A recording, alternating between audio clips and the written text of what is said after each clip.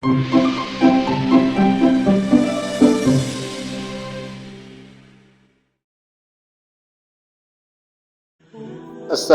আলাইকুম ওয়া রাহমাতুল্লাহি ওয়া বারাকাতুহু। নাহমাদুহু ওয়া নুসাল্লি আলা রাসূলিহিল কারীম, আম্মা বাদ। সুপ্রিয় শ্রোতা মণ্ডলী, হাজির হলাম ইসলামিক ভয়েস বাই নাজমুল চ্যানেলের নতুন আরেকটি ভিডিও নিয়ে। আজকের ভিডিওতে ইতিকাফ সম্পর্কে আলোচনা করার চেষ্টা করব। ওমা তাওফিকি ইল্লা বিল্লাহ।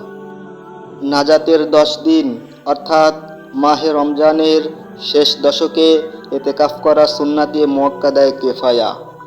হাদিস শরীফে ইরশাদ হয়েছে, যে ব্যক্তি রমজান মাসের শেষ 10 দিন কোনো জামে মসজিদে ইতিকাফ করবে, উহা তাহার জন্য 2টি হজ ও 2টি ওমরার সওয়াব মিলবে। কোনো মহল্লার একজনও যদি ইতিকাফ না করে, তবে উক্ত মহল্লার সবাই গুনাহগার হইবে।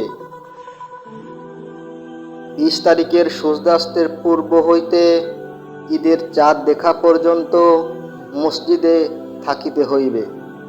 প্রিয় শ্রোতা মণ্ডলী, আমরা অনেকেই হয়তো কর্মব্যস্ততার কারণে মাহে রমজানের এই শেষ দশকের সুন্নাতে মুআক্কাদায়ে কিফায়া এই ইতিকাফটি আদায় করতে পারি না। তবে আমরা যদি চেষ্টা করি, তাহলে নির্দিষ্ট কয়েকটা দিনের জন্যেও ইতিকাফ করতে পারি। যেমন আমরা শবে কদর তালাশের উদ্দেশ্যে পবিত্র মাহে রমজানের শেষ দশকের বেজোর রাত্রিগুলোতে আমরা ইতিকাফ করার নিয়াতে থাকতে পারি। এই জন্য আমাদের আগের দিনের আসরের নামাজ হইতে পরের দিন ইফতারের পর পর্যন্ত ইতিকাফের নিয়াতে মসজিদে অবস্থান করতে হবে। আমরা এইভাবে 1 দিন, 2 দিন অথবা 3 দিন আমরা ইতিকাফ করতে পারি।